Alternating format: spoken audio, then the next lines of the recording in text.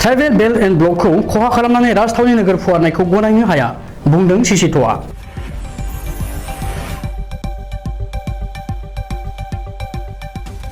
दिनै आसामनि सोलोंथाइ मन्थ्रि डक्टर रनज पेगुआ सिसिट'आनि दैदेनगिरिफोरखौ दिसपुरनि गणभवनाव थानाय आसामनि फाइनान्स डिपार्टमेन्टआव हांख्रायहरनानै सावरायलायो।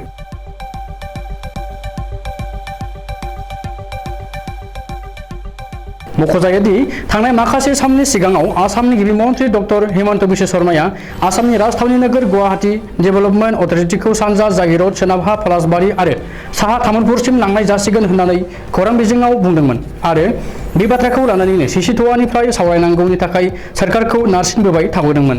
मानो होनोब्ला बे बिथिङाव सानजाहा सनापुर ट्राइबेल बेल्ट एन्ड ब्लकआ उननि समाव गोमोरलांफिननो हागौ।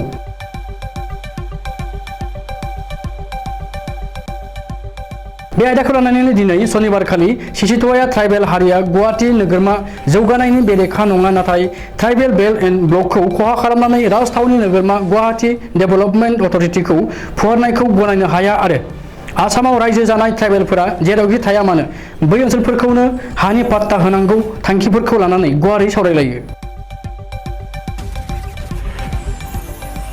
बे सावरायलायनायाव सिसिट'आनि आफादगिरि लोगोसे ट्राइबेल संघनि आफादगिरि सुकुमार बसुमतारी, ट्राइबेल संघनि गाहाय नेहाथारि आदित्य खाख्लारि, एबसुनिफ्राय लोगो गाहाय नेहाथारि दिनेश ब्रह्म, सुबुं फोनांजाब नेहाथारि अबिद नार्जारी आरो क'क्राझार जिल्ला एबसुनि गाहाय नेहाथारि खाम्फा बसुमतारीजों लोगोसे सिसिट'आनि लोगो आफादफोर फारियै राभा फरायसा आफाद, दिउरि फरायसा आफाद आरो गुबुन गुबुन लोब्बा आफादफोरनि दैदेनगिरिफोरा बाहागो लायो।